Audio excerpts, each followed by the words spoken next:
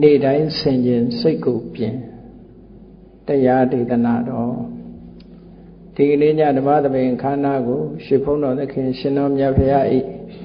မဟာကရုဏာကုံကိုအာယုံပြုကတိကျဖွဲ့ဆိုအပ်သောဝန္ဒနာပနာမအာတိတဂါထာကိုရွတ်ဆိုပူဇော်ခြင်းဖြင့်စတင်ကြရအောင်ယောကပကောတိဟိပိအပမေယံကာလံကရွန်တော်တိဒုက္ခရာနိခေရံကတောလောကဟိတယာနာထောနမောမကာရုဏိကတတတယောနာထောဝိနိယမြာစွာတတ္တဝါဤချမ်းသာစီးပွားလိုလားတောင်းတဂုံပေါင်းခါသဖြင့်နာထမြညာခြင်းရှင်တော်မြတ်ဖရာသည်ကပ္ပကောတိဟိပိဂရေကဘာအရေအတွက်အတင်ချာတို့ဖြင့်တော်လဲအဘေမေယံရေအတွက်တိုင်းတာဖော်ပြခြင်းငါမစွမ်းနိုင်ပါသောကာလံလေးအတင်ချေသိမ့်နေကဘာရှိကြသောကာလပတ်လုံးလောကဟိတယတတ္တလောကဤအကျိုးစီးပွားအလုံးငါအတိဒုက္ခရာနိဥ္စာသက်ချေလက်အင်္ဂါမေတ္တာကြီးမှသမိတာနှင့်တထာဇနီဆွန်ခြင်းကြီးဟုကျက်တိထဝေငါးသွဲအစုအလုံးခဲရင်တော်မူတို့ကိုကရွန်တော်ဘုရားဖြစ်ရန်ဤတန်ကြိုးကုတ်အားထုတ်တော်မူရသည်ဖြစ်၍ခေရန်လက်ချေမျက်လုံးအသက်ဆုံးရဲ့နှလုံးစိတ်ဝံကိုရောဤပင်မခြင်းတို့ကတောဘဝတဏ္ဍကျိန်ဖန်များစွာရောက်တော်မူကြရရှာနေပြီ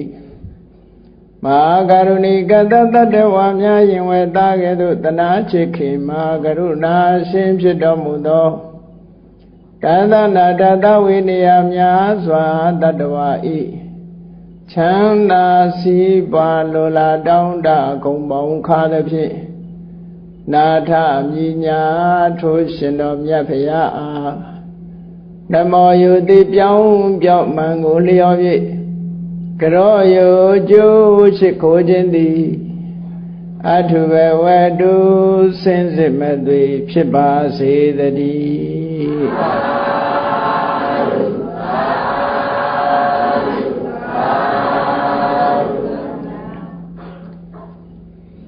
နေ့တိုင်းဆင်ရင်စိတ်ကိုပြင်းလို့ဗုဒ္ဓရဲ့အဆုံးအမဩဝါဒအတိုင်းဘုန်းကြီးတွေနာယူမှတ်သားပြီးတော့ကိုယ်ဘဝမှာကောင်းကျိုးချမ်းသာတွေရဖို့ဆင်းရဲဒုက္ခတွေကလွတ်မြောက်ဖို့လို့နေ့စဉ်မှာဘာလုပ်သင့်တယ်လဲဘာလုပ်ရမလဲလို့ကောင်းကျိုးချမ်းသာလိုလားတဲ့ပုဂ္ဂိုလ်တိုင်းစဉ်းစားမိကြမှာပဲတွေးတောမိကြမှာပဲ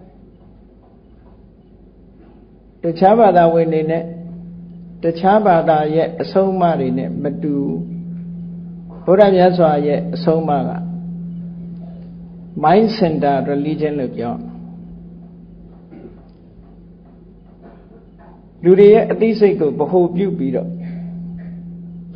ကောင်းအောင်လုပ်တဲ့ဒီစနစ်တစ်ခုပြီးဘုရားဘာသာလွဲလို့ကျန်တဲ့ဘာသာဝင်တွေရဲ့အဆုံးအမကတော့ဘယ်ဟာကိုဗဟိုပြုလို့ဆို God Center Religion လို့ခေါ်တယ်သူတို့တကုရှင်သာဝရဘုရားကိုဗဟိုပြုပြီးတော့ဆုံးမဩဝါဒပေးတာဘာပဲဖြစ်ဖြစ်ဘယ်ရာကိုပဲဗဟိုပြုပြီးတော့ကောင်းအောင်လုပ်နိုင်တယ်ဆိုလို့ရှိရင်တော့ကောင်းတာပဲကောင်းကျိုးချမ်းသာရမှာပဲကောင်းတဲ့အကျင့်မှန်သမျှကောင်းကျိုးချမ်းသာရနိုင်တယ်ကောင်းလုပ်တဲ့အကျင့်ဆိုတာဟာလောကလူသားတွေမှာ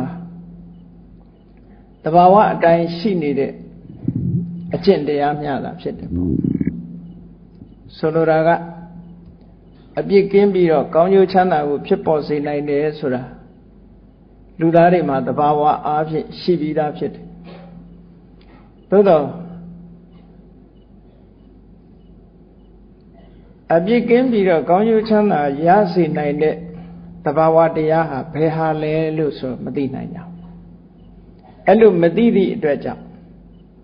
ကောင်းကျိုးချမ်းသာရလိမ့်နိုးနဲ့မျှော်ကိုးပြီးတော့လောက်ကင်ကျင့်ဆောင်ကြတဲ့အခါမှာလွယ်လွယ်ချော်ချော်မှားမှားယွင်းယွင်းနေဖြစ်ကုန်တာပေါ့အဲ့တော့မြတ်စွာဘုရားကတော့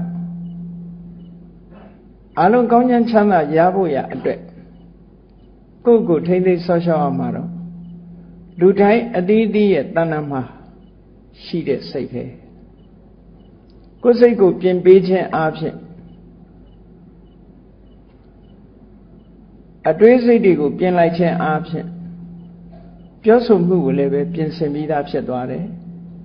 လောက်ကင်မှုတွေကိုလည်းပဲပြင်ဆင်ပြီးသားဖြစ်သွားတယ်အခြေခံဖြစ်တဲ့စိတ်ထားကမကောင်းဘူးဆိုလို့ရှိရင်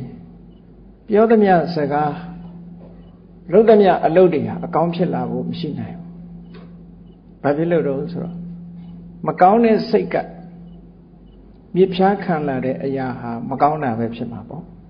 ။ကောင်းတဲ့စိတ်ကိုမြစ်ဖြားခံလာပြီးတော့ကောင်းတဲ့စိတ်ကနေမြစ်ဖြားခံလာတဲ့ပြောတဲ့စကားလုပ်တဲ့အလုပ်တွေဟာကောင်းတဲ့အရာတွေဖြစ်တယ်ပေါ့။အပြစ်ကင်းတဲ့ပေါ့။ဆိုလိုတာကအပြစ်ကင်းတဲ့စိတ်နဲ့တွေးမှအပြစ်ကင်းတဲ့စိတ်ကိုအခြေခံပြီးတော့ပြောမှကောင်းတဲ့စကားဖြစ်တယ်အပြစ်ကင်းတဲ့စိတ်ကနေပြီးတော့ဖြစ်ပေါ်လာလို့ပြုမှုလှုပ်ရှားတဲ့အပြုမှုကာယကံသာအပြစ်ကင်းတာဖြစ်နိုင်တယ်ပေါ့အပြစ်မကင်းတဲ့စိတ်ကိုအခြေခံပြီးတော့ဖြစ်ပေါ်လာတဲ့ပြောတဲ့စကားလုပ်တဲ့အလုပ်ဟာဘယ်တော့မှအပြစ်ကင်းတယ်ဆိုတာမဖြစ်နိုင်မူရင်းကမှအပြစ်မကင်းတာဘယ်လိုလုပ်အပြစ်ကင်းမလဲပေါ့နော်အပြစ်ရှိတဲ့စိတ်ကနေဖြစ်ပေါ်လာတဲ့ပြောစကားတို့လှုပ်ရှားမှုတွေတို့ဆိုတာအပြစ်ရှိတာတွေပဲဖြစ်လာအေးဒါကြောင့်မို့လို့ဘုရားဘာသာမြတ်စွာဘုရားရဲ့အဆုံးအမဆိုတာတကယ်တော့လူတွေကိုးကွယ်ရတဲ့ဘာသာတရားမျိုးမဟုတ်ဘူးကဘာဥကာလကစပြီးတော့လူတွေဟာတကုရှင်ကိုအာကိုယုံကြည်ပြီးတော့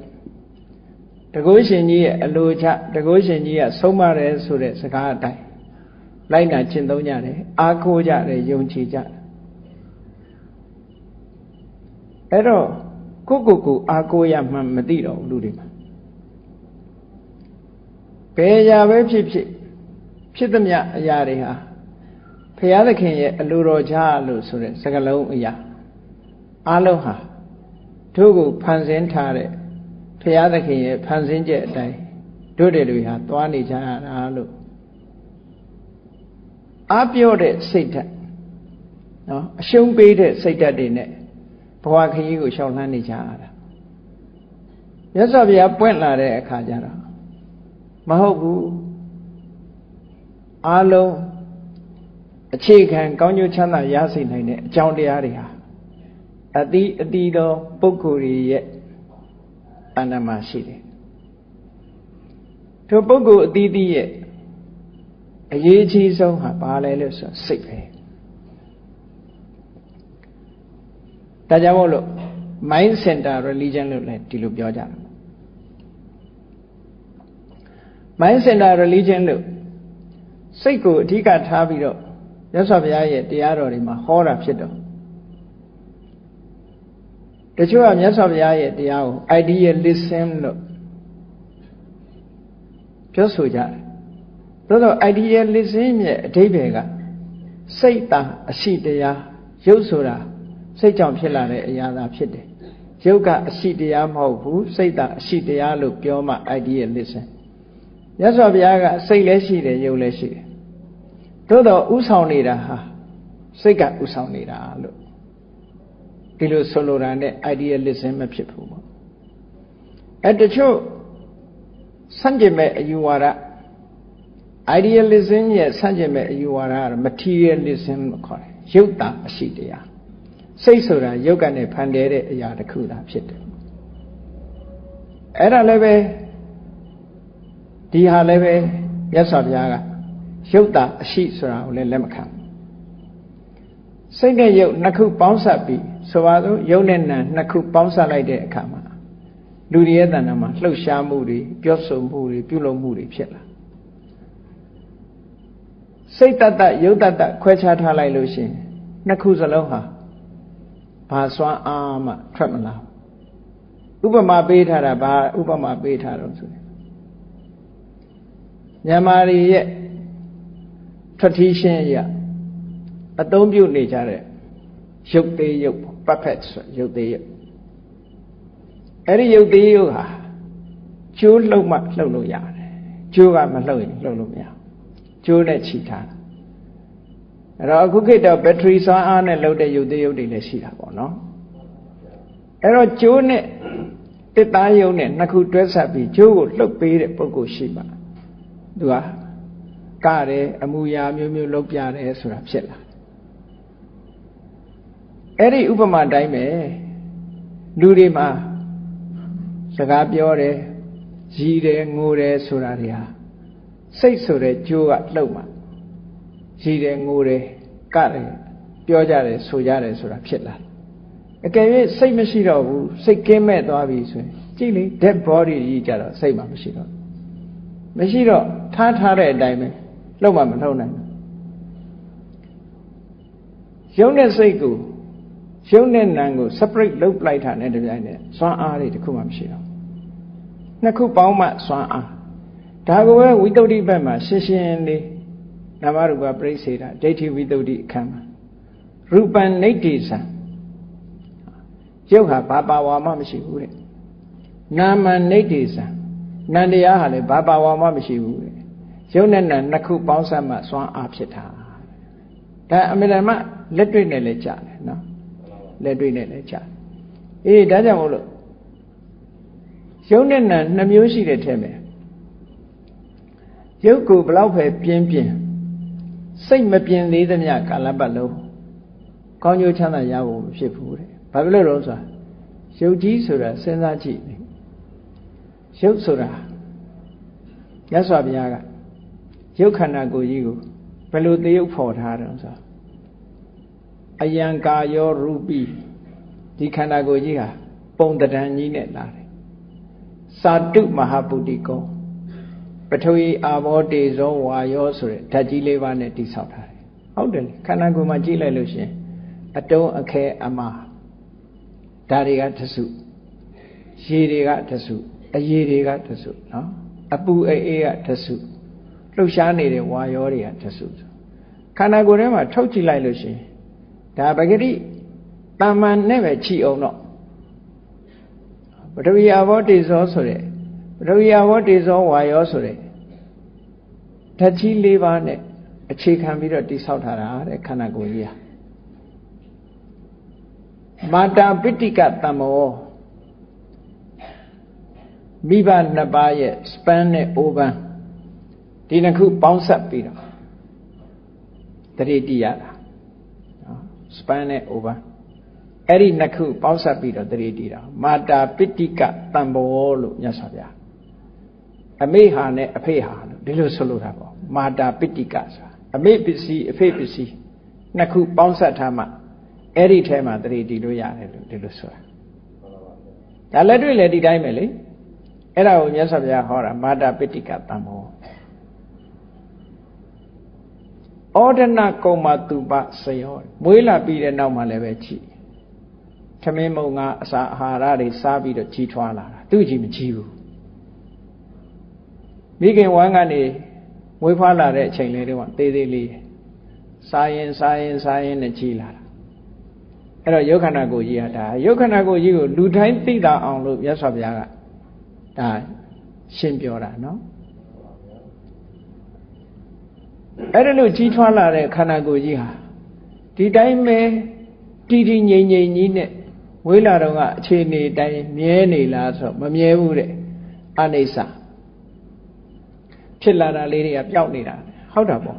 လူရဲ့ခန္ဓာကိုယ်ထဲမှာဆရာဝန်တွေဆိုရင်ပြောကြတယ်လေဆဲလေးတွေကပေါ်လာလိုက်ပျောက်သွားလိုက်ပေါ်လာလိုက်ပျောက်သွားလိုက်သူ့အချိန်တိုင်းလေးမှာလူရဲ့ခန္ဓာကိုယ်မှာရှိတဲ့ရုပ်ကလေးတွေဟာဖြစ်ပြီးသေသွားတာပဲနံတရားတွေလည်းဒီတိုင်းပဲဖြစ်လာပြီးပြတ်သွားတာပဲနောက်ဆုံးမှာကိုရှူတဲ့လေလေးပဲကြည့်အောင်လေဝင်လေထွက်လေစားဒီလေကြီးပဲထရှူနေတာမဟုတ်ဘူးနော်ဖြစ်ပြီးပြတ်နေတဲ့သဘောတွေကိုဖော်ပြတယ်အနိစ္စမ မမြဲတဲ့ဒီရုပ်ခန္ဓာကိုယ်ကြီးတဲ့မမြဲရုံနဲ့မကဘူးဘာလို့ကြရတော့ဆိုဒါကရုပ်ခန္ဓာကိုယ်ကြီးပေါ်မှာလူတွေနေ့စဉ်နဲ့လုံနေကြတာဘာလို့ကြတော့ဆိုဥစ္စာဒနာအနတ်အသက်မကောင်းသည့်အတွက်ကြောင့်နေ့စဉ်နဲ့အများလိမ့်ကြံပြီးတော့ပေးနေကြတယ်ဒါလည်းဟုတ်တာပဲနော်နေ့စဉ်နဲ့အများရေမိုးချိုးပြီးတခုလိမ့်ကြံမလိမ့်ရင်သူ့အနံ့ဆိုးတယ်လေသူ့အနံ့ကဆိုးတယ်ဒါကြောင့်မို့လို့ခန္ဓာကိုယ်ကြီးကမတင့်တယ်ဘူးလို့မြတ်စွာဘုရားဟောတာသဘာဝအပြင်တင့်တယ်တဲ့အရာမဟုတ်ဘူးမတင့်တယ်လို့အမြဲတမ်းတန်ရှင်းအောင်လုပ်ပြီးတော့အနံ့အသက်တွေကိုပြင်ပကလာတဲ့အမွှေးကြိုင်တွေနဲ့ဖုံးလွှမ်းပြီးတော့ပေးနေကြရတယ်ပြင်ပကသာအနံ့မရှိဘူးဆိုလို့ရှိရင်ခန္ဓာကိုယ်ရဲ့အနံ့တိုင်းများထားမယ်ဆိုရင်ဘယ်လိုနေမလို့တိရစ္ဆာန်ယုံထဲမှာသွားကြည့်မယ်ဆိုလို့ရှိရင်တိရစ္ဆာန်တွေရေမိုးမချိုးဘူးဆိုရင်နော်တိရစ္ဆာန်ယုံထဲအကောင်လောင်တွေသွားကြည့်နှာခေါင်းပိတ်ကြည့်ရလူတွေလည်းဒီတိုင်းပဲရေမိုးချိုးဖီးလိမ့်ပြင်ဆင်ထားတာမဟုတ်ဘူးဆိုလို့ရှိရင်အနံ့အဆိုးနေမှာပဲဒါကြောင့်မလို့လူနတ်ကိုနတ်တွေကယူဇနာတရားလောက်ကစပြီးတော့လူရဲ့အနံ့ရလာလို့လူပြေကိုမလာကြဘူးတဲ့အဲ့တော့လူတွေဝင်းဝင်းပူးတဲ့နတ်ကတော့လူတွေနဲ့နေတဲ့နတ်အနံ့ကရင်းနေတာအဲ့ဒါနှာခေါင်းနဲ့ဟိုကောင်းကင်ကနတ်တွေကတော့မလာဘူးသိကြ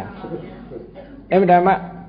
လူနတ်နေနည်းနည်းလေးရောပါသွားတဲ့သကောင်ရံကြမှာလာ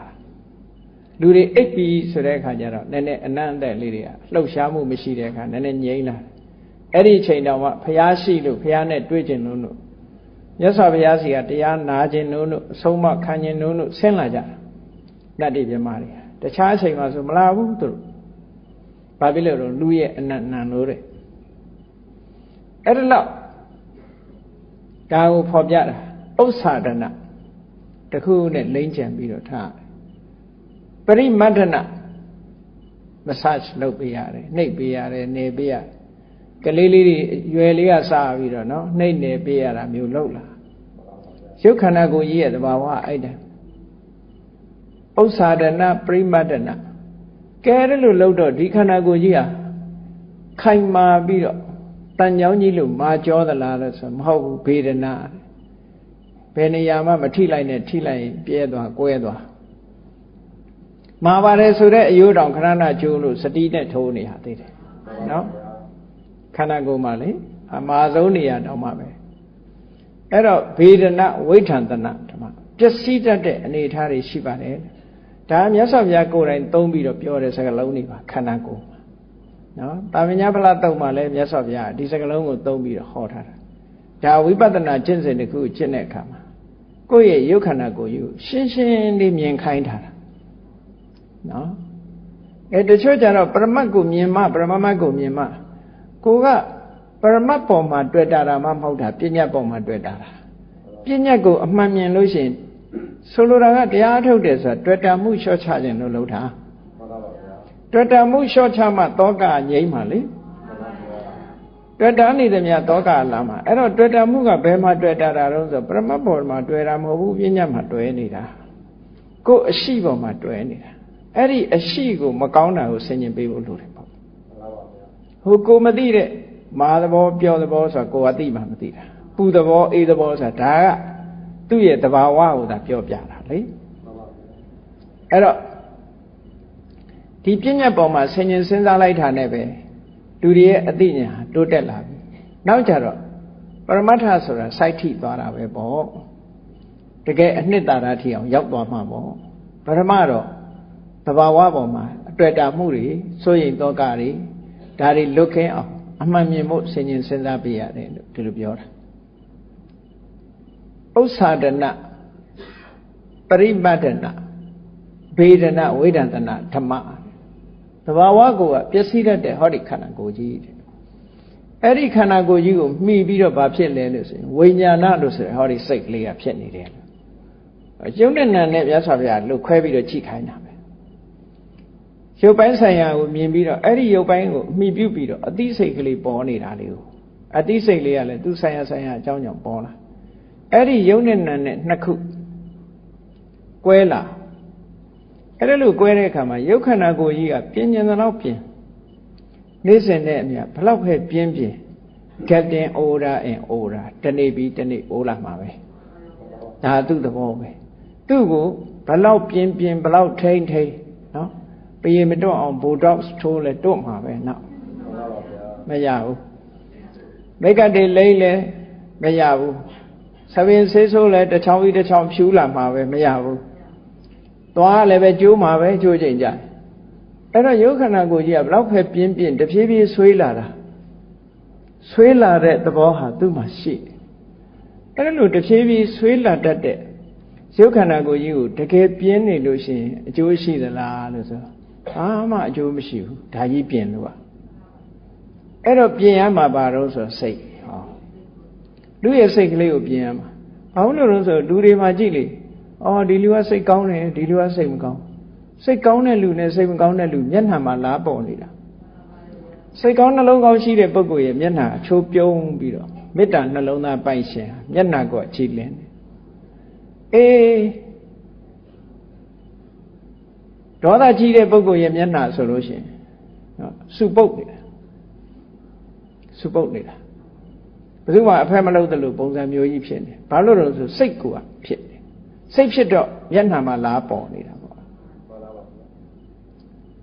အဲ့ဒီဟာကလည်းစိတ်ခဏခဏတူတတ်တဲ့လူရဲ့မျက်နှာဒီရည်ရွယ်ပြုံးရမရတော့မျက်နှာမျိုးကြီးဖြစ်တတ်တယ်ဟုတ်တယ်အဲ့ဒါလေတချို့မျက်နှာကြတော့ကြည့်လိုက်လို့ရှိရင်မပြုံးပြီမဲ့လို့ပြုံးနေတယ်လို့မြင်နေရဘာလို့လဲဆိုရင်သူ့စိတ်ကကြည်လင်းနေတာမေတ္တာသက်ဝင်ကြည်လင်းနေတဲ့ပုဂ္ဂိုလ်ရည်လို့ပြုံးလို့မရတဲ့အကောင်တွေကြားတို့ချက်တစ်တို့ဘယ်တော့မှပြုံးလို့မရဘူးဒီကောင်ခွေးရမှနည်းနည်းပြုံးရသေးတယ်ဒေါသကြီးတဲ့အကောင်တွေငှက်တွေထဲမှာဆိုလဲဒေါသကြီးတဲ့အကောင်ဇီးခွက်လို့အကောင်ဘယ်လိုမှပြုံးလို့မရဘူးနှုတ်ဝါးမှာမျက်လုံးကပြူးနေတာဆိုတော့အဲ့ပြုံးမရတဲ့မျက်နှာတွေနဲ့ဒါမျိုးဖြစ်တာပေါ့အဲ့ဒါကြောင့်လို့မြတ်စွာဘုရားကလူတွေရဲ့စိတ်အသွင်တရံဟာမျက်နှာရိပ်ပေါ်မှာလာပြီးတော့ထင်ပေါ်နေတယ်ဒါအပေါ်ယံကြည့်ုံနဲ့ပဲသိတယ်နောက်တစ်ခါနှုတ်ထွက်ကြတော့လည်းကြည့်စိတ်ဓာတ်ကမာနကြီးတဲ့ပုဂ္ဂိုလ်တို့ဒေါသကြီးတဲ့ပုဂ္ဂိုလ်တို့ပြောလိုက်လို့ရှင်ဒေါသကြီးကစကားတူတဲ့တူတူပြက်ပြက်ပြောတတ်တယ်သူကမာမာဆတ်ဆတ်ပြောတတ်တယ်ဒေါသကြီးလို့ရှင်ငယ်ငယ်တော့ကြားဘူးတဲ့တကလုံးလောဘကြီးတော့စကားချိုးတယ်တဲ့ဒေါသကြီးတော့စကားတိုးတယ်မောဟကြီးတော့စကားအိုးတယ်တဲ့အိုးတယ်ဆိုတာညံ့ရှင်းတာကိုပြောတာနော်လူတွေမှာလောဘစိတ်ရှိနေတဲ့အခါမလေးစကားချိုးတယ်ဒါမှရမှာဟုတ်သူကမေတ္တာနဲ့ချိုးတာမဟုတ်ဘူးလောဘနဲ့ချိုးတာဒေါသကြီးတဲ့ပုဂ္ဂိုလ်ကြတော့စကားမာဆက်ဆက်နဲ့တိုးတောင်းတောင်းပြောတတ်တယ်စိတ်တူတယ်မောဟကြီးတဲ့ပုဂ္ဂိုလ်ကြတော့အစင်မပြေဘူးစကားအိုးတယ်ဆိုတာအစင်မပြေဘူးသူစကားအချိုးရှင်းတော့မညီဘူးအဲ့လိုဖြစ်တယ်လို့ဒီလိုဆိုတာအဲ့တော့လူရဲ့စိတ်ဟာအင်တာမအရေးကြီးတယ်ဆိုတာအင်တာမထင်ရှားတယ်ပေါ့ဒါကြောင့်မို့လူတွေကောင်းဖို့ဆိုးဖို့ဆိုတာကျန်တာတွေအသာထားနောက်ဘဝတွေအသာထားခဏလက်ရှိဘဝဆက်ဆံရေးမှာပဲကြည့်ဘာအရေးကြီးဆုံးတော့ကိုယ့်အကိုအရေးကြီးဆုံးရှာစိတ်ဟာအရေးကြီးဆုံးပဲလူချင်းဆက်ဆံတဲ့အခါမှာလည်းပဲစိတ်နေသဘောထားအရေးကြီးဆုံးပဲဒါကြောင့်မို့စိတ်အရေးကြီးဆုံးလို့မြတ်စွာဘုရားဟောတာအင်တာမမှန်ကန်တယ်လို့ပြောအဲ့ဒါကြောင့်မို့လို့စိတ်ဟာအရေးကြီးလို့ဘုရားဟာဟောထားတဲ့တရားနဲ့လိုက်လျောညီထွေရှိအောင်နေ့တိုင်းဆင်ခြင်စိတ်ကိုပြင်ကိုယ်စိတ်လေးကိုပြင်ပေးပါဆင်ခြင်ရမယ်မဆင်ခြင်ရင်မသိဘူးမြတ်စွာဘုရားကဟောထားတာရှိတယ်ပစ္စဝိက္ခဏဘဟုပကာရာကုသလေတုဓမ္မိတုစကားလုံးကတော့ contemplation လို့ဆိုတာပစ္စဝိက္ခဏဆိုတာ contemplation စဉ်းစားဆင်ခြင်မှုသည်ကုသိုလ်ကောင်းမှုနဲ့အပြစ်ကင်းတဲ့တရားတွေဖြစ်ဖို့ရာအတွက်အများကြီးအကျိုးဖြစ်တယ်လို့ဒီလိုဆိုလိုတာနော် contemplation is beneficial ပေါ့ပြောမှဆိုရင် beneficial အများကြီးအကျိုးဖြစ်ထွန်းစေတယ် ကောင်းတဲ့ကိစ္စတွေမှာဘယ်ရာပဲဖြစ်ဖြစ်ဆင်ញင်စဉ်းစားမှုဆိုတာဘာနဲ့ဆင်ញင်တာတော့လို့ဆိုတတိတဲ့တမ္ပစင်ညာဒီနှစ်ခုကဆင်ញင်တဲ့နေရာမှာအရေးကြီးတဲ့ဟာနှစ်ခုတတိထားတတ်တယ်အတိပညာနဲ့ဆင်ញင်စဉ်းစားတတိထားမှပညာဆိုတာဖြစ်တယ်ဒါမှမဟုတ်တတိနဲ့ပညာနှစ်ခုပေါင်းစပ်ပြီးတော့ဆင်ញင်စဉ်းစားတာပစ္စောခတ်ဘုရားဟောတဲ့စကားလုံးနဲ့ပြောမယ်ဆိုရင်အပြစ်ကင်းတဲ့အရာမှာတဲ့ဆင်ញင်စဉ်းစားမှုဟာအများကြီးအကျိုးဖြစ်ပါတယ်လို့ဒီလိုဘုရားဟောတယ်ဒါကြောင့်မို့ဆင်ញင်ပေးပါကိုယ့်ကိုဆင်ញင်ပေးပါလူတွေကဆင်ញင်ပါတယ်ဘာဆင်ញင်တော့မနေ့အိယာထားလို့ရှင်တွိုင်းလက်ထဲဝင်မျက်နှာသစ်မှန်လေးကြည့်သွားပြီးတော့ဆင်ញင်တာဘာဆင်ញင်တာတော့ဆိုမျက်နှာမှာဘယ်နဲ့နေတုံးဆိုတာလေးဆင်ញင်အဲ့ဒီမှာလည်းပဲဝိနည်းစိတ်ကအရာတစ်ခုပြောရမယ်ဆိုလို့ရှင်ဘုန်းကြီးတွေမှန်မကြည့်ရဘူးမှန်မကြည့်ရဘူးတဲ့ဒါပြင်လုံးဝမကြည့်ကောင်းဘူးလားဘုန်းကြီးเจ้าမှာမှန်နေတွေ့နေတယ်မကြည့်ကောင်းဘူးလားလို့ဆိုတော့အကျိုးဖြစ်တဲ့ကြည်နီးကနဲ့ကြည့်ကောင်းတယ်တဲ့မှန်ကြည့်ပြီးတော့လှမလှဒီလိုမတွေးရဘူးတဲ့မှန်ကြည့်ပြီးတော့မျက်နှာမှာဘာရှိတယ်ဘာရှိတယ်ဒီလိုဟာတွေယောဂဝေဒနာတို့မှန်ကိုကြည့်ပြီးတော့ဟုတ်လားမျက်နှာမှာဒဏ်ရာရှိတယ်မရှိဘူးတခုညစ်ပေနေတာရှိတယ်မရှိဘူးကြည့်လို့ရတယ်မှန်ကြည့်ပြီးတဲ့အခါဩငါအိုးလာပါလားအရင်တော့ပရေမတွန့်ဘူးခုပရေတွေတွန့်လာပါလားဒီလိုတော့တွေးလို့ရတယ်တဲ့ဒါကကောင်းတဲ့ဘက်ကိုဥလှည့်တာမြတ်စွာဘုရားတရားဟာဘယ်တော့မှတစ်ဖက်သက်တစ်ထစ်ချက်မပြောဘူးကျိုးရှိမရှိအမြဲတမ်း analyze လုပ်တယ်ဘုရားဒါကိုပြောတာဝိပစ္စဝါဒီဆိုတာဘုရားကလုံးမရိုက်ဘူးဘယ်တော့ဖြစ်ဖြစ်အကျိုးရှိတဲ့ကိစ္စဆိုရင်ခွင့်ပြုတယ်အကျိုးမရှိတဲ့ကိစ္စဆိုမလုပ်နဲ့မှန်ကြည့်ပြီးတော့ကိုယ့်ကိုယ်ตายရတယ်ဆိုတာမလုပ်သင့်ဘူးဘာဖြစ်လို့လောဘတိုးလို့မှန်ကြည့်ပြီးတော့ဩငါအိုးလာပါလားရတယ်အဲ့လိုနည်းနဲ့ကြည့်လို့ရတယ်သွားမှာတစ်ခုဖြစ်နေလို့ကြည့်ရင်ရတယ်နော်ယောဂဝေဒနာနဲ့ပတ်သက်ပြီးတော့ကြည့်လို့ရတယ်ဒါမို့လို့ဝိနည်းစိကံမှာအနာပတ္တိဘိက္ခွေအာဘာဒပစ္စယအနာယောဂဆိုတဲ့အကြောင်းနဲ့ဆိုရင်မှန်ကြည့်ကောင်းတယ်လို့ဒီလိုဆိုတာဒါမို့ဘုန်းကြီးเจ้าမှာမှန်နေရှိနေတာနော်ဟိုမိတ်ကလိမ့်ဖို့တော့မကြည့်ရဘူးလို့ဒီလိုပြောတာတဏှာလိမ့်ဖို့တော့မကြည့်ရဘူးဘာလို့ဆိုလောဘဖြစ်စေတာဟုတ်သူကအဲ့တော့မြတ်စွာဘုရားအမြဲတမ်းခွဲခြားတယ်အကုသိုလ်ဘုရားရဲ့တရားတော်မှာအနှစ်ချုပ်ကိုပြောသမှာလို့ဆိုလို့ရှိရင်အကုသိုလ်မှန်သမျှမဖြစ်စေဖို့နဲ့ကုသိုလ်မှန်သမျှဖြစ်အောင်လုပ်ဖို့ဒါဘုရားရဲ့အနှစ်ချုပ်တရားပဲဒါကြောင့်မလို့တုတ်တန်တစ်ခုမှာမြတ်စွာဘုရားငါမှာတရားနှစ်ခုရှိတယ်တဲ့နံပါတ်1ကဘာတော့အကုသိုလ်မှန်သမျှရှောင်ညာဆိုတာဒါဘုရားဟောတဲ့တရားတစ်ခုကုသိုလ်မှန်သမျှမိမိတဏ္ဍာမှာပြည့်စုံအောင်လုပ်ကြဆိုတာဒါဒုတိယဟောတဲ့တရားဒါအဓိကပဲမြတ်စွာဘုရားရဲ့သွန်သင်ချက်တွေဟာဒီထဲမှာအကုန်အကျုံးဝင်တယ်ဘုရားရဲ့တရားတော်တွေပိဋကတ်သုံးပုံဘလောက်ပဲဟောထားတာဒီထဲမှာအကုန်အကျုံးဝင်တယ်လို့ဒီလိုဆိုလိုတယ်နော်အေးဒါကြောင့်မို့မြတ်စွာဘုရားကုသိုလ်ကောင်းမှုတွေရဖို့အတွက်ပြည့်ကင်းတဲ့တရားတွေဖြစ်ဖို့ဆင်ញင်သုံးသပ်မှု contemplation ဟာသိပြီးတော့အရေးပါတယ်တဲ့ဒါကြောင့်မို့ဆင်ញင်သုံးသပ်ပေးပါဘာကိုဆင်ញင်သုံးသပ်ပေးရမှာတော့ဆိုကုသိုလ်ကိုယ်စိတ်ကိုဆင်ញင်သုံးသပ်ပေးပါကဲမြတ်စွာဘုရားဟောတဲ့သုတ်တန်တွေထဲမှာသစိတ်တဆိုတဲ့သုတ်ရှိတယ်အင်္ဂုတ္တရနိကေမှာပါသစိတ်တဆိုတဲ့အဓိပ္ပာယ်ကဘာတော့ကိုယ်စိတ်သစိတ်တဆိုတဲ့စကားလုံးလေးကိုဘာသာပြန်လို့ရှိရင်ကိုယ်စိတ်လူတိုင်းဟာကိုယ်စိတ်ကိုဆင်ញင်ရမယ်အဲ့ဒီမှာမြတ်စွာဘုရားရဲ့မူရင်းစကားလုံးလေးတစ်ခုပြောမယ်ပါဠိလိုမြတ်စွာဘုရားဟောထားတာဆိုတော့အဲ့တော့ပါဠိလေးနဲ့အရင်ပြောမယ်ဆိုလို့ရှိရင်ပါဠိကလည်းဟိုမခက်ပါဘူးနောစေဘိက္ခဝေ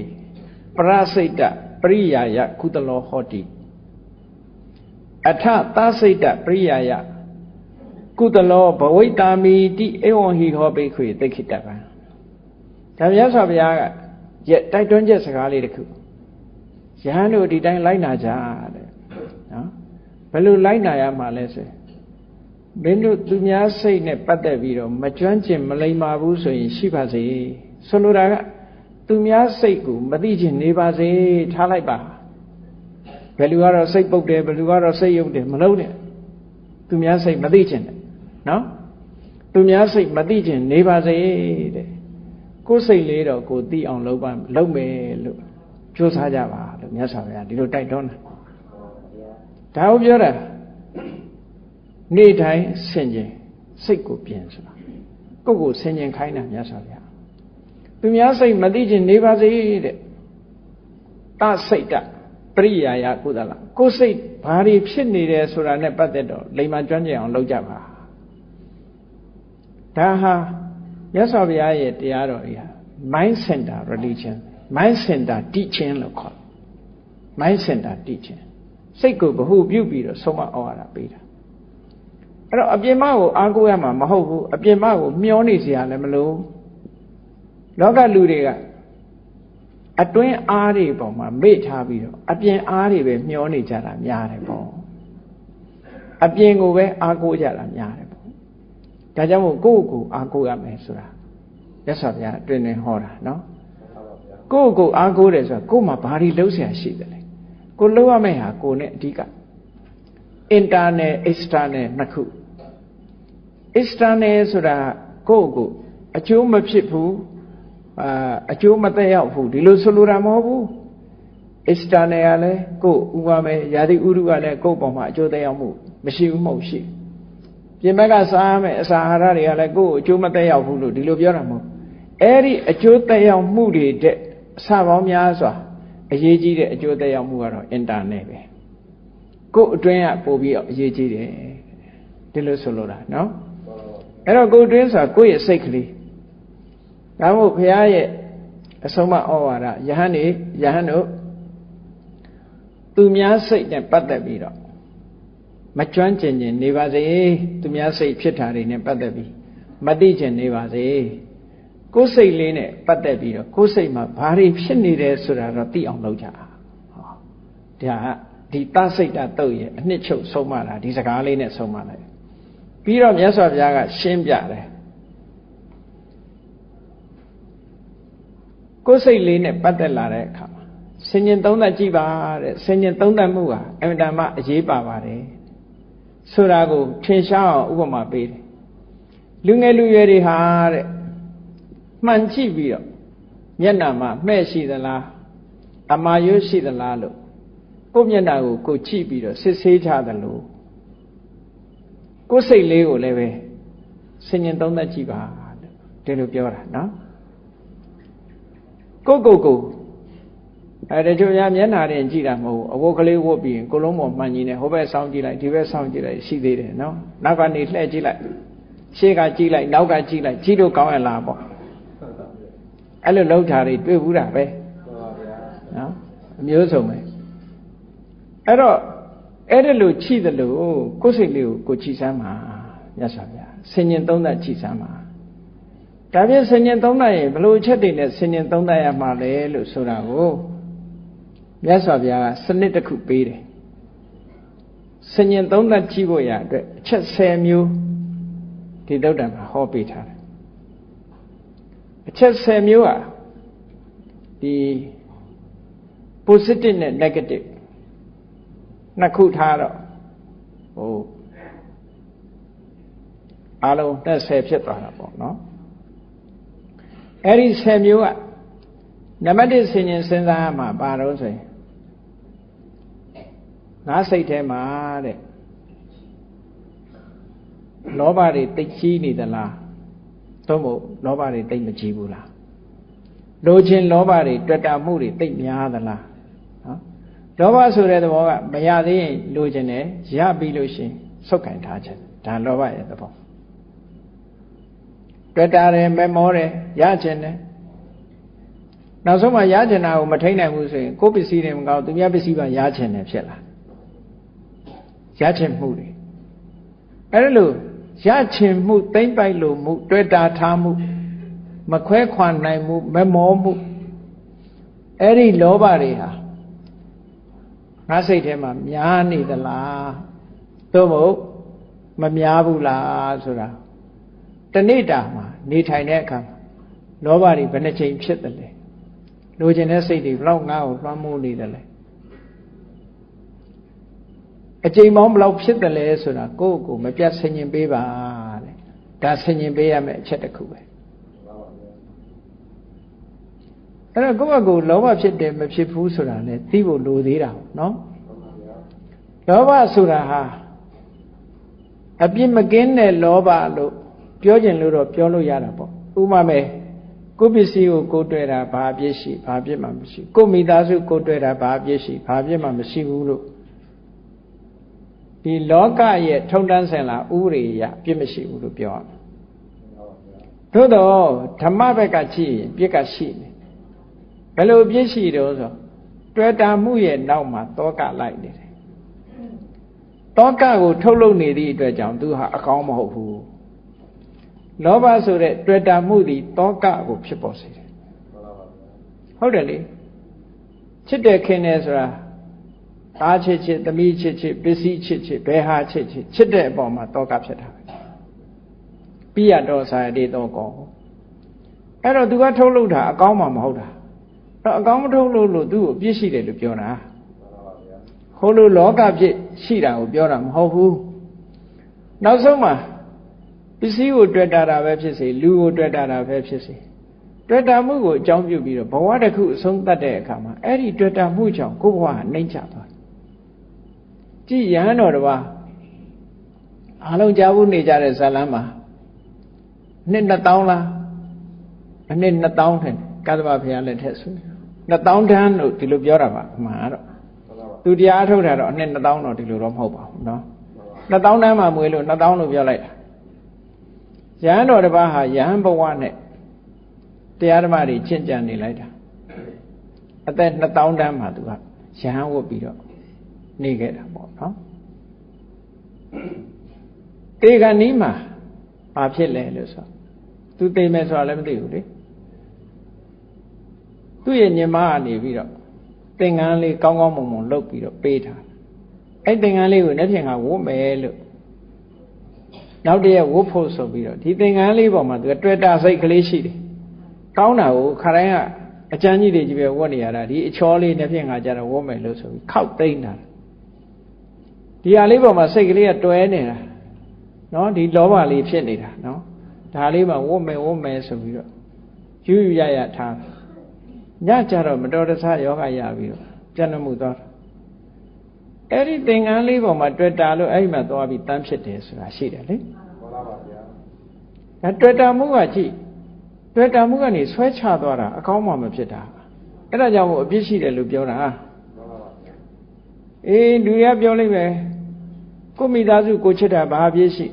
ကိုပစ္စည်းကိုချစ်တာဘာအပြစ်ရှိတုံးလို့ပြောမယ်ဒီလိုအပြစ်မျိုးဖြစ်တာကိုပြောတာဘဝကနှိမ့်ကျသွားတယ်တကယ်ကတော့နတ်ပြည်ဖြစ်ရမယ်ဘာဖြစ်လို့အဲ့ဒီဖြစ်သွားတာတုံးဆိုနောက်ဆုံးတေကံဤထီအောင်ဒီသင်္ကန်းလေးဝတ်ဖို့ရလေးဟာသူဝတ်မယ်ဆိုစိတ်ကလေးကဆွဲလန်းပြီးတော့နောက်ဆုံးတေကံဤထီဒီအစွဲလေးကလွှမ်းမိုးနေတာလေမှန်ပါဗျာလွှမ်းမိုးနေတဲ့အချိန်မှာအဖြူတလက်အမဲတလက်လားနေတဲ့အချိန်မှာအဖြူလိုင်းကြီးစိုးနေတဲ့အချိန်လေးမှာတေသွားလို့တန်းဖြစ်တယ်သိမကြပါဘူးတန်းဘဝမှာ9ရက်ပါပြီးတဲ့အခါကျတော့တရားကျင့်လာတဲ့စွမ်းအားတွေကသူ့ကယ်လိုက်တာနတ်ပြည်ရောက်သွားတာပဲမတော်တဆဆိုတာရှိတတ်တယ်ပေါ့နော်မတော်တဆခြေကျော်လက်ချော်ကျသွားတာပေါ့အဲ့ဒါဘယ်သူကချပြစ်တာတော့ဆိုရင်ဒီလောဘလေးကချတာလေဒါကြောင့်မို့အဲ့ဒီလိုလောဘမျိုးပစ္စည်းတစ်ခုပေါ်မှာငါတွယ်ပြီးတော့ဒီမကန်ရဲ့မသုံးဆွဲရဲ့မထီရဲ့မတို့ရဲ့ပစ္စည်းတွေများရှိနေလားတခါတလေရှိတတ်တယ်လေလူကကိုယ့်ရဲ့ favorite ဆိုပြီးတော့အမလေးနာမည်လှလေးပေးပြီးဒါ my favorite ဆိုပြီးတော့နော်မကန်ရဲ့ဘူးမသုံးရဲ့ဘူးအလှကြည့်တယ်အဲ့ဒီ favorite လေးကိုတတိထား favorite မှာအိမ်ညောင်သွားဖြစ်နေခက်တယ်အနန္တလာရင်တက်နဲ့ရန်ထောင်တော့မှာအိမ်ညောင်ဖြစ်ရင်အဲ့ဒါမျိုးနော်အဲ့ဒါလို့ဖြစ်တတ်တယ်အဲ့ဒီဟာဘယ်သူကြောင့်လို့ဆိုဒီလောဘကြောင့်ဖြစ်တာလို့ဆိုအဲ့တော့လောဘဟာဘယ်ဟာပေါ်မှာတွေ့တာလဲဆိုတော့တွေ့တာမှုတွေမထားသင့်ဘူးအသုံးပြုမှုနဲ့တွေ့တာမှုကတခြားစီလေသုံးဖို့အတွက်တော့ထားတွေ့ဖို့အတွက်မထားနဲ့သုံးရမယ်ဘယ်ပစ္စည်းပဲဖြစ်ဖြစ်အေးမပြက်ခင်ငါသုံးမယ် ဒီလိုပဲသဘောထားကားတွေဘာတွေလဲသွားမတွေ့နဲ့ကားထဲမှာတက်ကြအိမ်ကြောင်ဖြစ်နေမယ်တက်နဲ့နော်အဲ့တော့ဒီဟာလဲမဖြစ်ဘူးမပြောနိုင်ဘူးနော်မဖြစ်ဘူးမပြောနိုင်ဘူးအဲ့ဒါကြောင့်မို့လို့ဘယ်ပစ္စည်းကိုမှတွေ့တာမျိုးမရှိပဲနဲ့အားလုံးဟာအသက်ရှင်နေတဲ့အချိန်မှာငါသုံးဖို့ချမ်းချမ်းသာသာနေဖို့ဆိုတဲ့စိတ်လောက်ပဲထားပြီးတော့သုံးပစ္စည်းတွေသုံးစရာရှိတာသုံးမယ်လှူစရာရှိတာလှူမယ်နော်ပေးစရာရှိတာပေးမယ်ဘယ်ပစ္စည်းကိုမှတွဲတယ်ဆိုတဲ့လောဘမျိုးမဖြစ်အောင်ကိုဒီလိုနေဖို့လိုအပ်တယ်တဲ့ဒါပြောတာနော်ဟောနောက်တစ်ခုစဉ်းစားရမှာပါတော့လူဆိုတာတွေ့တာမှုတွေမကဘူးမုန်းတိမှုကလည်းလူတွေစိတ်ထဲမှာရှိတတ်တယ်ဘယ်သူဖြစ်ကြည့်မရဘူးလို့နော်ကြည့်မရဘူးဆိုတာအဲ့ဒါမုန်းတာပေါ့ကြည့်မရဘူးတချို့ကဘာမှလည်းမဟုတ်ဘဲနဲ့ကြည့်မရတဲ့လူရှိသေးတယ်ကြည့်မရမကြည့်ပဲနေပါလားလို့ဆိုတော့စိတ်ကကြည့်နေတယ်အမြဲတမ်းမျက်စိကသာမကြည့်တာသူ့ကိုစိတ်ကတော့လှမ်းကြည့်နေအဲကြည့်မရတဲ့လူမှခဏခဏသတိရတယ်လူကခက်တယ်ကြည့်မရဘူးဆိုတဲ့လူခဏခဏတွေ့အဲ့ဒါလို့ကြည့်မရပါဘူးဆိုတဲ့စိတ်ထဲမှာမကြေမနပ်ဖြစ်နေတဲ့ဘယ်သူအပေါ်များငါမကြေမနပ်ဖြစ်နေတာရှိတယ်ဘယ်ပစ္စည်းပေါ်မှာမကြေမနပ်ဖြစ်နေတာရှိတယ်လူတွေဆိုတာပုဂ္ဂိုလ်ပေါ်မှာလည်းမကြေနပ်တာရှိတယ်ပစ္စည်းပေါ်မှာလည်းမကြေနပ်တာရှိတယ်နော်တစ်ပင်တောင်မှဒီတစ်ပင်ကြီးရှုပ်တယ်ဆိုခုတ်ပြစ်သေးတာလေအဲ့တော့မကြေမနပ်အတုံးကြောင်ခုတ်တာမဟုတ်ဘူးတချို့ကမကြေနပ်လို့ခုတ်တာအဲ့ဒါလို့မကြေနပ်မှုများငါမှရှိသလားမရှိဘူးလားစဉ်းစားဆင်ခြင်ပေးပါတဲ့ဒီလိုဆိုလို့တယ်ဒါလည်းသိအောင်လုပ်ဖို့လိုတယ်အေးမကြေမနပ်ဖြစ်တယ်တို့စိတ်ထဲမှာမကြေမချမ်းဖြစ်နေတယ်အကြောင်းအရာတစ်ခုပေါ်မှာတွေးလိုက်တိုင်းမကြေမချမ်းဖြစ်နေတယ်ဥပမာမယ်တောကတွေဖြစ်နေတယ်ရှက်ရွံ့တဲ့စိတ်တွေဖြစ်တယ်ဝမ်းနည်းမှုတွေဖြစ်တယ်ဒီအကြောင်းအရာတွေးလိုက်ဘယ်ရာမှမကောင်းဘူးမကြေမနပ်ဖြစ်နေတာဒေါသနော်ဝမ်းနေတာတို့တောကဒေါမနတစိတ်ခံစားမှုတွေဒါမျိုးတွေဖြစ်လို့ရှိရင်အဲ့ဓာတွေလွှမ်းမိုးပြီးတော့ဒီတရားတွေကလည်းအပြည့်ရှိတယ်တဲ့ဒါတွေလွှမ်းမိုးနေတဲ့အချိန်လေးမှာတည်သွားမယ်ဆိုလို့ရှိရင်မကောင်းတဲ့ဘဝရောက်သွားတာတေချာကြည့်မန္လိကာမိဖုရားကြီးချစ်ကောသလမင်းကြီးရဲ့မိဖုရားကောသလမင်းကအားကိုးရဆုံးပညာလည်းထက်မြက်တယ်တွက်လက်တယ်ချက်ချတယ်သူကရုပ်တော့မလှဘူးမင်းမျိုးမင်းတွေကမဟုတ်ဘူးပန်းတယ်ရဲ့သားသမီးနော်ပန်းတယ်ရဲ့သမီးသို့တော့အင်မတန်မှဖြက်ဖြက်လက်လက်သူကရှိတယ်ဖြက်ဖြက်လက်လက်ရှိလို့တွတ်တွတ်လက်လက်ချက်ချက်ချာချာရှိလို့ဘုရင်ကြီးကသဘောကျပြီးတော့မိဖုရားမြောက်ထားအဲ့ဒီမန္လိကာတေဂန်ကြီးမှာအမှားတစ်ခုအတွက်စိတ်ပြက်ဝမ်းနည်းနေတာကြီးကဖြောက်လို့မရဘူးတေဂန်ကြီးမှာဖြောက်လို့မရဘူးအဲ့ဒါကြီးကပဲလာပြီးလွှမ်းမိုးတည်တဲ့အခါကျပဲရောက်တာလို့ဆိုဝေကြီးငရဲကျသွားတယ်အဲ့ဒီဝမ်းနည်းကြေကွဲနေတဲ့စိတ်ကြီးနဲ့သူ့အမှားတစ်ခုအပေါ်မှာယူကျုံမရဖြစ်နေတဲ့စိတ်နဲ့တည်သွားတာလူစားအမှားတစ်ခုလှုပ်ပြီးလို့ရှိရင်လေပြန်ပြီးတော့တအုံနွေးနွေးဖြစ်နေတတ်တယ်အဲ့ဒီတအုံနွေးနွေးဖြစ်နေတာလည်းမကောင်းဘူးအမှားကိုအမှားလို့သိပြီးတော့နောင်မမှားစေရဘူးမှားပြီးသားအတွက်ငါဘာတတ်နိုင်မှာတော့ဆိုတာဖြောက်ပြဖို့လိုတယ်ပေါ့အမှန်ကိုပဲလုပ်မယ်ဆိုတဲ့စိတ်ဓာတ်ကိုထားအမှားတစ်ခုကျွလွန်ပြီးရင်လေဒါကိုတွေးပြီးတော့ဆိုးရမနေနဲ့တော့နော်ဒီအမှားမျိုးနောက်ထပ်ငါမဖြစ်အောင်လုပ်မယ်ဆိုတဲ့စိတ်နဲ့ဖြောက်ပြရမယ်သူအဲ့ဒါလို့မဖြောက်နိုင်တော့ဒီစိတ်ကိုလွှမ်းမိုးနေသည့်အတွက်ကြောင့်သိတဲ့အခါမှာအဝိဇ္ဇငရဲကျသွားရှာတယ်ဒါလည်းပဲလူရေအတွက်နဲ့9ရက်ထင်မှာနောက်ကြတော့သူ့ရဲ့ကုသိုလ်ကောင်းမှုတွေကဆွဲတင်လိုက်တော့နတ်ပြည်ရောက်သွားပြန်တာပေါ့ဘဝဆိုတာတော့ပြောလို့မရဘူးပြောလို့မရဘူးဘုန်းကြီးလည်းပြောလို့မရဘူးလူလည်းပြောလို့မရဘူးဘာလို့ဆိုတော့ဒီစိတ်ထဲမှာမကောင်းတာတွေရှိစိတ်ထဲမှာခုနအခုပြောတဲ့လောဘတွေဒေါသတွေအမှန်တန်ကြောက်စရာကောင်းတယ်ဒါကြောင့်မို့လို့ဒါတွေဟာမကောင်းတဲ့အရာတွေလို့ဒီလိုပြောတာဒါတွေကိုဆင်ញင်စဉ်းစားကြည့်ပါနောက်နံပါတ်3ဆင်ញင်စဉ်းစားမှာတော့ဘာလို့ဆိုထိနမိတ်တထိနမိတ်တဆိုတာအိတ်ချင်မှထိနမိတ်တမဟုတ်ဘူးကုသိုလ်ကောင်းမှုလုပ်မယ်ဆိုရင်စိတ်ကတွန့်တရားနာသွားမယ်ဆိုစိတ်ကတွန့်စိတ်မပါခြင်းတရားထုတ်ရမယ်ဆိုစိတ်ကနောက်တွန့်မပျော်ဘူးမသွက်လက်ဘူးနော် စိတ်အားတက်ကြွမှုမရှိတာအဲ့ဒါတွေကဌိနလို့ခေါ်တယ်စိတ်အားတက်ကြွမှုမရှိဘူးစိတ်အားတက်ကြွမှုမရှိရကနေနောက်ဆုံးမှာလူကပါမပါလာတော့မိဒ္ဓအဲ့ဒီဌိနမိဒ္ဓဆိုတာကုသိုလ်တွေကိုဆုပ်ပိတ်တတ်တဲ့အရာဖြစ်တယ်ကောင်းမှုကုသိုလ်မှာမတက်ကြွဘူးသို့တော့ဒီပြင်ဝိုင်းမှာတက်ကြွတယ်သူကဒီပြင်ဝိုင်းကြရင်သူကတွက်ကြတယ်ဘယ်သွားမယ်ဆိုရင်တက်ကြွတယ်နော်ဘာဝိုင်းဖြစ်ဖြစ်ကြံတဲ့ဝိုင်းနေမှလည်းအကုန်တက်ကြွတယ်တရားပွဲကြမတက်ကြွဘူးရိတ်တာကြမတက်ကြွဘူးကုသိုလ်လုပ်ဖို့ကြမတက်ကြွဘူးအဲ့ဒါကိုဌိနမိတ်တာလို့ပြောငါမှာကုသိုလ်ကောင်းမှုနဲ့ပတ်သက်ပြီးတော့မတက်ကြွတဲ့စိတ်တွေများရှိနေသလားဆိုတာကိုဆင်ញင်စဉ်းစားပါတဲ့ဟောနောက်တစ်ခါဆင်ញင်စဉ်းစားရမှာဘာလို့ဆိုလဲလူတွေမှာတစ်ခါဟိုတွေးတီတွေးနေစိတ်တွေကစုစည်းလို့မရအောင်စိတ်လေးနေတတ်တယ်ဘာလို့မှမသိအောင်စိတ်တွေလေးနေတတ်တယ်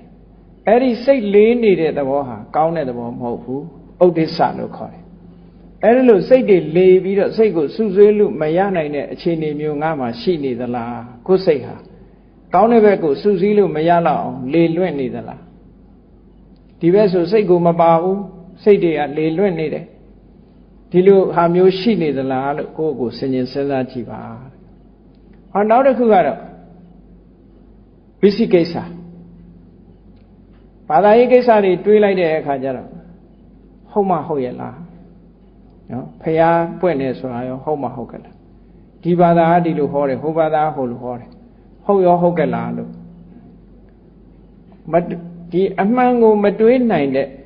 လက်မခံနိုင်တဲ့တန်လျာကြီးတွေလွှမ်းမိုးနေတဲ့ပုဂ္ဂိုလ်တရားဟာထိုတန်လျာနဲ့ပဲသူကဘာတစ်ခုမှမလုပ်ဖြစ်တော့အဖြေမထုံးနိုင်ဘူးဖြစ်သွားတယ်အဲ့ဒါဟာလည်းပဲအဟန္တာအနှောက်အယှက်ကြီးဖြစ်တော့ငါမှဘာသာရေးကိစ္စနဲ့ပတ်သက်ပြီးများတန်လျာရှိသလားကိုယ့်ကိုကံတရားဆိုတာရောတန်လျာရှိသလားကုသိုလ်ကံကကောင်းကျိုးပေးတယ်ဆိုတာနဲ့ပတ်သက်ရောတန်လျာရှိသလားတို့ကျင့်နေကြတဲ့၅ပါးသီလတို့တရဏဂုံတို့ဆိုတာရောတကယ်ကျင့်တဲ့အတိုင်းအကျိုးဖြစ်ထွန်းတယ်ဆိုတာဟုတ်ကလား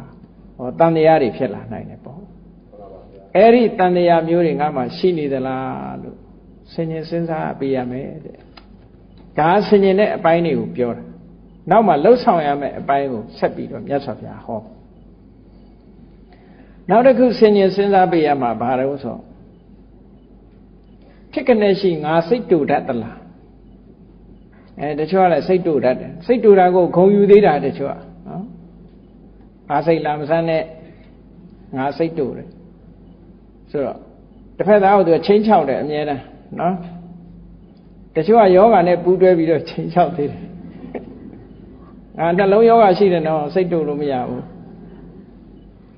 တွေးလို့ရှိတယ်ဆိုပြီးတော့သူစိတ်မတူအောင်ဘေးကလူကချော့အောင်လို့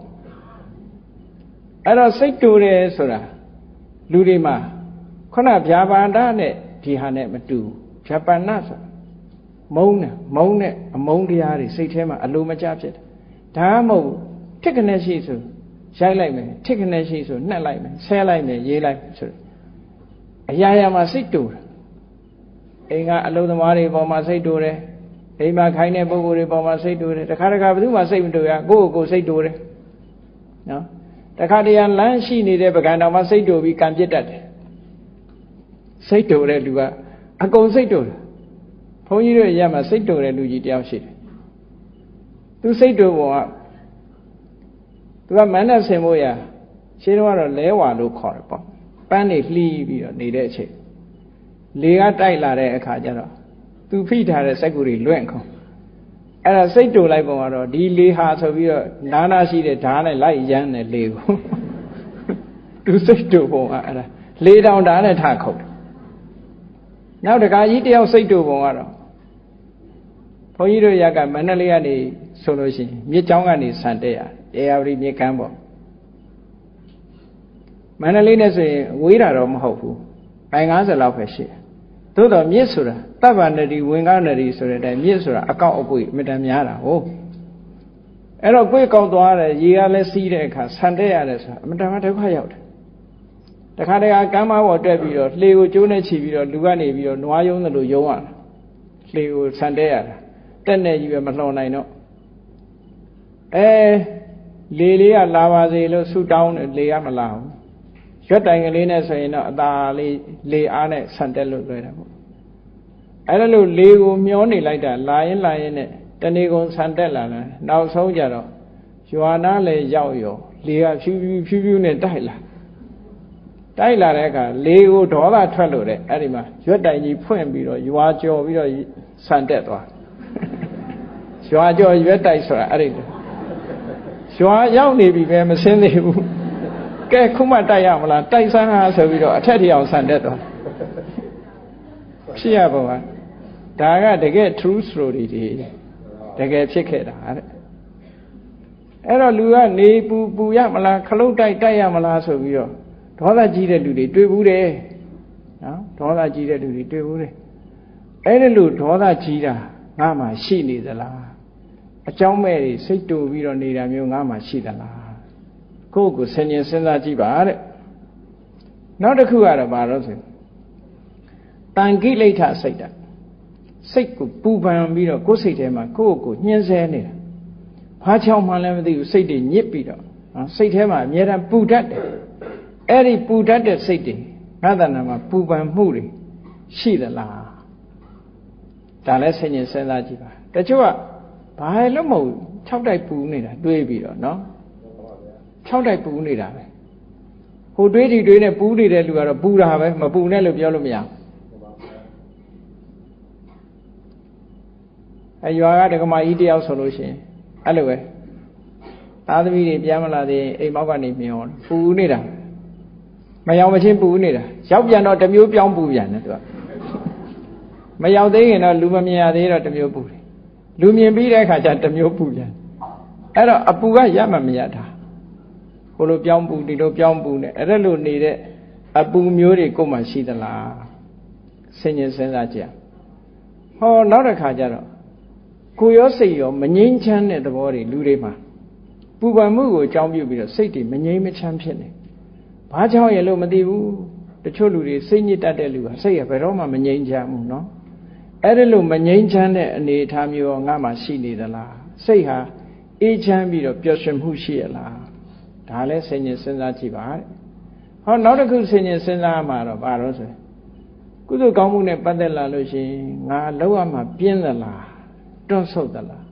ကြိုးစားအထောက်မှုရှိသလားကိုယ့်ကိုတတိရလိုက်တယ်ဩဘုရားကတန်ရှင်းရမယ်နေပါစေဦးနေစောပါသေးတယ်အဲ့ဒါပြင်းတာနော်စောသေးတယ်အချိန်မကြာသေးဘူးမဲဒီလိုအဲ့ရထားတော့မယ်လို့ဆိုရင်နိုးလာတယ်စောပါသေးတယ်လေဒါနဲ့မိုးလင်းသွားတော့အဲ့ဒါလို့စောရင်လည်းစောသေးတယ်မိုးအေးလို့ရှိရင်လည်းအေးနေသေးလို့ပူလို့ရှိရင်လည်းပူလို့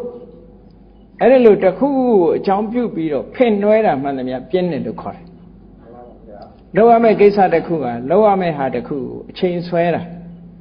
အဲ့ဒီအချိန်ဆွဲတာလူတွေတင်ဆွဲတာမဟုတ်ဘူးတခါကြီးတယောက်ပြောဘူးတယ်တစ်လုပ်ငန်းမှာလှုပ်တော့ဆင်ကြီးတစ်ကောင်ရှိတယ်အဲ့ဆင်ကြီးကအမှန်တမ်းပြင်းတဲ့ကောင်အလုံးစင်းခေါင်းလောင်းတီးပြီဆိုရင်ဟိုသွားဒီသွားနဲ့အတော်နဲ့ဟေးလာဟေးဆိုတာဟောင်းလို့မရဘူးအဲ့ဒီခေါင်းအဲ့တော့နိုင်ဝက်တနာရီလောက်ကတော့သူကအချိန်ဖြုံးပစ်တာဟိုလိုဒီလိုလုံနေတာသူခေါ်လို့တော့နဲ့မရအလုံးသိန်းခေါင်းလောင်းထိုးတာနဲ့တပြိုင်နဲ့သူကလက်ထဲနှာမောင်းထဲရှိတဲ့တစ်တုံပြစ်ချပြီးသွားတော့တာပဲခိုင်းလို့မရဘူးအဲ့သူကအဲ့ဒီဆင်ကြီးကအလုံးဝင်ကြရင်ဘယ်တော့မှဆိုအဲ့ဒါနိုင်ဝက်တနာရီနောက်ကြတာအလုတ်သိမ်းကြရင်သူပထမဆုံးပြီးတယ်အဲ့ဒါပြင်းတဲ့ရဲ့လက္ခဏာတွေပဲဘုန်းကြီးတို့ကျောင်းမှာလည်းပဲကိုရင်လေးတွေစာအံခောက်ပြီးတော့စာအံခိုင်းတယ်ချိန်မှာစာအံခောက်ပြီးဆိုရင်စာအံဌာနကိုအတော်နဲ့မရောက်ဘူးအတော်နဲ့မရောက်ဘူးအဲ့ဒီကျမှရှင်ငယ်သွားဆွန်တာတို့ကုရီအိတ်တက်တာတို့ဟိုလိုဒီလိုတွေလုံနေကြတာနော်အနည်းဆုံး10မိနစ်15မိနစ်ဆိုတော့နောက်ကျသွားစာအံသိန်းတို့တန်ခောက်လိုက်တာနဲ့တပြိုင်နက်ဒေါင်းဆိုဆင်းသွားကြ။အိုးပြင်းတဲ့သဘောဟာအဲ့တိုင်ပဲမှန်နော်လူတွေရဲ့ပြင်းတဲ့သဘောရုံးသမားတွေတော့ကိုမသိလို့ဒီလိုပဲလားမသိဘူးရုံးချိန်မှာစောစောရောက်တာလားတော့မဟုတ်ရုံးချိန်စောဆင်းတာလားတော့မသိဘူး အဲ့ဒါကုသိတလို့ခေါ်တယ်ပြင်းနာတဲ့အဲ့ဒါတွေအဲ့ဒီလိုပြင်းရင်မှုတွေငါမှရှိနေသလားတခုခုကိုအကြောင်းပြုပြီးတော့ဖြစ်နွယ်လေးကန်နေတာမျိုးဒီလေးလုံနေတာတွေရှိသလားပေါ့ကိုယ့်ကိုဆင်ញင်သုံးသပ်ရမယ်တဲ့ဟောနောက်တစ်ခုကဘာတော့ဆိုရင်အတ္တမဟိတနဲ့တမဟိတစိတ်လေးကတည်ငြိမ်မှုမရှိဘူးခဏကဥဒိစ္စစိတ်လေးနေတာပြန့်တယ်အခုကစိတ်ကဘလို့မှတည်အောင်လုပ်လို့မရစိတ်ကိုအာယုတစ်ခုထဲမှာထားဖို့မကြိုးစားလို့မရအဲ့ဒီလိုစိတ်ဟာတမာတိကင်းမဲ့နေတဲ့စိတ်လားသို့မဟုတ်တမာတိရှိတဲ့စိတ်လားလို့ဆင်ញင်ပေးပါလို့မြတ်စွာဘုရားဟာဒီအချက်30နဲ့ဒါတွေဟာအရေးကြီးတဲ့အချက်တွေမို့ကိုယ့်ကိုယ်ပြုပြင်မှုအတွက်ဆင်ញင်စဉ်းစားခိုင်းတာကဲဆင်ញင်လိုက်ပြီဆိုလိုက်တာနဲ့တပြိုင်နက် contemplation လုပ်လိုက်တယ် contemplation လုပ်လိုက်လို့ရှိရင်အဖြေဆိုတာပေါ်လာတာပဲလေရှိသလားမရှိဘူးလားစဉ်းစားလိုက်ရင်မရှိရင်မရှိဘူးရှိတယ်အဲလူတွေလည်းဆင်ញင်ပါတယ်မိဖို့ကြောင့်ထဲမှာဆန်းရှိသေးလားဟုတ်လားစီးရှိသေးလားဟုတ်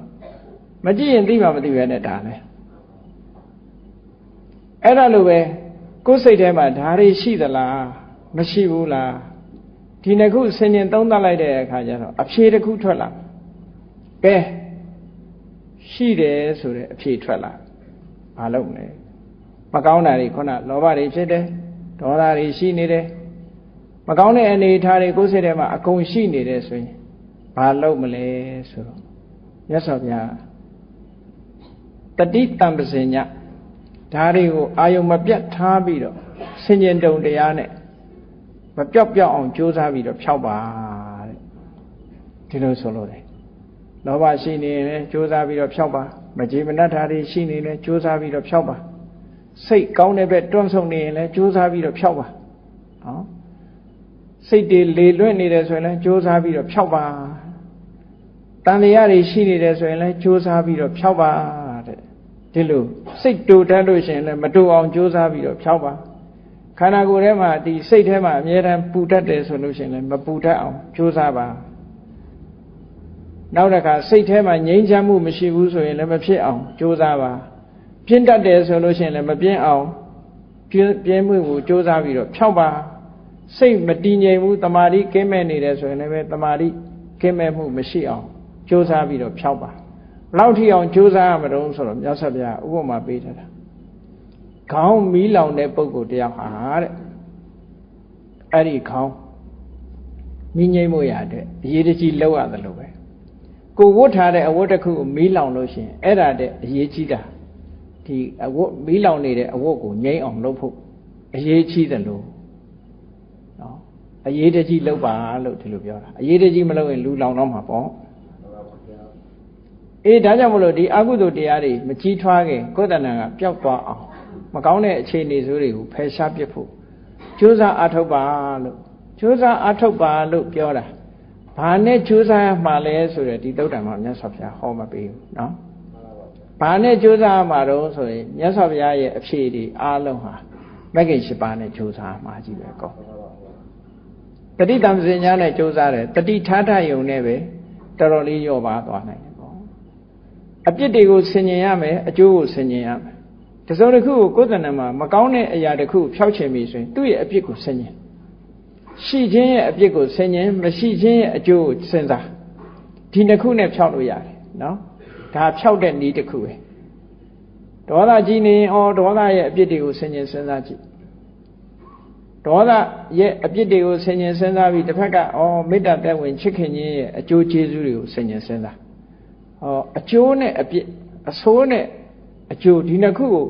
ဆင်ញင်စဉ်းစားကြည့်လိုက်တာနဲ့တပြိုင်နက်ပျောက်သွားမှာကိုယ့်အကိုလှုပ်ကြည့်နော်အပြစ်ကိုနာနာဆင်ញင်ပေးလို့ရှိရင်အပြစ်ဆိုတာလူတွေကမလိုချင်ဘူးလေမကောင်းတဲ့ဘက်ကအမြဲတမ်းကြည့်ပေးတဲ့အခါကျမကောင်းတာတွေမဖြစ်ရအောင်ဒါဖြင့်ကောင်းတာကိုရွေးတတ်အောင်ကောင်းတဲ့ဘက်ကိုပါဆင်ញင်ပေးရတယ်ဒီနှစ်ခုဆင်ញင်ပေးတာအဲ့ဒါကိုစာပေလို့ပြောလို့ရှိရင်သူကအာဓိနဝဓာတဝီအပြစ်ကိုရှုတာအာနိတန္တဓာတဝီအကျိုးကျေးဇူးကိုမြင်တာသူ့ရဲ့အပြစ်ဒေါသကိုဖျောက်မယ်ဆိုရင်ဒေါသရဲ့အပြစ်ကိုဆင်ញင်ဒေါသကင်းပြီးတော့မေတ္တာသက်ဝင်ခြင်းရဲ့အကျိုးကျေးဇူးကိုဆင်ញင်ဒီတစ်ခုဆင်ញင်ပေးခြင်းအပြင်ဒေါသရောပါသွားမယ်ဒီလိုဆိုလိုတာနော် စိတ်ရထွက်ပေါက်များဆိုတဲ့ထဲမှာလည်းပဲစိတ်တွေထွက်ပေါက်တွေကိုမြတ်စွာဘုရားဟောထားတာရှိတယ်ပေါ့ဘုန်းကြီးတို့ရင်တော့စိတ်ထွက်ပေါက်များဆိုပြီးဟောပေးထားရှိတယ်မြတ်စွာဘုရားဟောတဲ့တရားတွေပဲနည်းတွေပဲနော်အဲ့ဒါတွေနဲ့ဆက်ဆက်ပြီးတော့မကောင်းတဲ့စိတ်တွေကလွတ်မြောက်အောင်ကြိုးစားအထောက်ကြအောင်ပါပေါ့အဲ့ဒီမှာမြတ်စွာဘုရားဟောတဲ့စကားလုံးနဲ့ဆိုရင်တေတံယေဝပါပကနံအကုသလနံဓမ္မနံပဟာနာယအဲ့ဒီမကောင်းတဲ့အခြေအနေဆိုးတွေအကုသိုလ်တရားတွေကိုဖယ်ရှားဖို့ရအတွက်ကြိုးစားပါတဲ့လုံလဝိရိယလောက်ပါအထုတ်ပါအမြဲတမ်းလောက်ပါနောက်မဆုတ်ပါနဲ့လျှော့မပေးပါနဲ့ဒီလိုဆိုလို့တယ်နော်မအောင်မြင်လည်းပဲအောင်မြင်သည်ထိအောင်ကြိုးစားပါတဲ့အပတိဝါနီဆိုတဲ့စကားလုံးလေးကိုမြတ်စွာဘုရားသုံးတယ်ဘယ်တော့မှနောက်မဆုတ်နဲ့မရမချင်းကြိုးစားလို့ဒီလိုပြောတာနော်အဲ့ဒါလို့ကြိုးစားအထုတ်ခြင်းဖြင့်ဒီဟာတွေမကောင်းတဲ့အခြေအနေတွေအကုန်လုံးဖယ်ရှားပစ်ပြီးတော့ဖယ်ရှားနိုင်ပြီးသားဖြစ်ပါလိမ့်မယ်တဲ့ကဲဒါဖြင့်အဖြေကလောဘမရှိဘူးအကောင်းထွက်လာတယ်ဆိုတာတော့အကောင်းထွက်လာပြီအဖြေကအကောင်းတွေရလာနော်အကောင်းထွက်လာပြီဆိုရင်တော့ဘာလုပ်မလဲဆိုရင်အဲ့ဒီကောင်းတဲ့အခြေအနေပေါ်မှာယက်တည်ပါတဲ့တေတုယေဝဓမ္မေတုပဋိဋ္ဌာယအဲ့ဒီပေါ်မှာပဲယက်တည်ထားပြီးတော့ဥတ္တရိအာသဝနံခယာယယောဂောကရဏီယောတဲ့ဆက်ပြီးတော့မကောင်းတာတွေလုံးဝပျောက်သွားသည့်ထိအောင်ဆက်ကြိုးစားပေးပါဒါမြတ်စွာဘုရားဟောတဲ့တရားပဲပေါ့အဲ့တော့လုံးဝကုံဆုံးသွားသည့်ထိအောင်ကြိုးစားပါဒီအကောင်းလေးနဲ့ရမနေပါနဲ့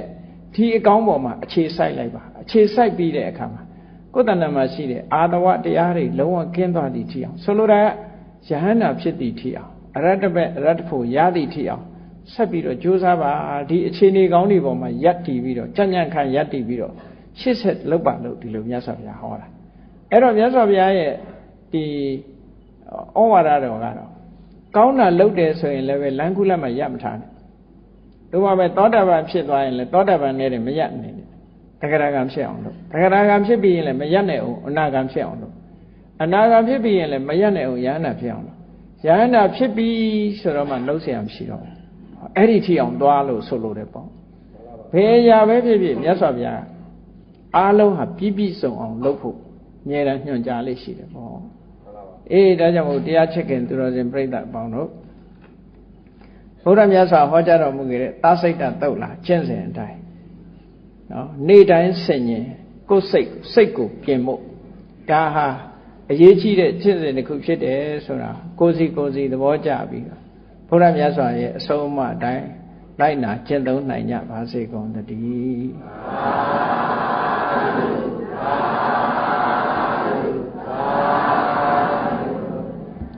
ကဲမေတ္တာပို့ရအောင်တတ္တဝါများစွာဘေးရန်กว่าချမ်းသာကြပါစေတတ္တဝါများစွာဘေးရန်กว่าချမ်းသာကြပါစေမေတ္တာရေချမ်းသုံးငါဖြံငြိမ်းချမ်းကြပါစေမေတ္တာရေချမ်းသုံးငါဖြံငြိမ်းချမ်းကြပါစေသက်ရှိကျမ်းမာစိတ်ချမ်းသာလူရဆန္ဒပြည့်ပါစေသက်ရှိကျမ်းမာစိတ်ချမ်းသာလူရဆန္ဒပြည့်ပါစေဖုံလန္တာဒုက္ခပင်ကစားမေတ္တာပုံနေတုသင်္ကမမနောတရာတိတဝေတံဘဝယန္တုဒုက္ခန္တကာမေတ္တာပုံနေတုသင်္ကမစုပေါင်းပုတ်အပ်မေတ္တာဓာတ်ဟုရောင်မြူပါဝင်ငွေလာမင်းနှင့်ရောင်ခြင်းရှက်ယုံပေါင်းဆောင်ရအခြင်းကြောင့်တဝေတံကျွင်းမဲ့ဥတုံလုံးစုံများစွာတတ္တဝါတို့ဤမနောတရာတိမြင်မြဖြူစင်အေးကြည်လင်းသည့်ရေစဉ်ပြည်တင်းစိတ်နှလုံးတွေဟူသောရေအိုင်ကြီးအတွင်း၌တ ဒုက္ခပင်ကသာစင်ထာဝရအေမြကြည်သာတာယာပွင့်လန်းချမ်းသာဒုက္ခဒီဟုသောကုမုဒ္ဒရာကြာပန်တို့သည်ဖုံးလန်းတဝန္တာရွှေမြူဝမုံလူရရဲ့ကြည်နုပွဲကြုံဖူးပွဲညကုန်သည်ဖြစ်ပေဒုက္ခနကလေးအောင်လေးတဲ့ရောရှက်သင်ပြန့်ပီတိဒီဟုသောယနံတို့သည်ဘဝယံတုကောင်းစွာမဲ့သိကြိုင်လည်၍နေကြပါစေကုန်သတည်း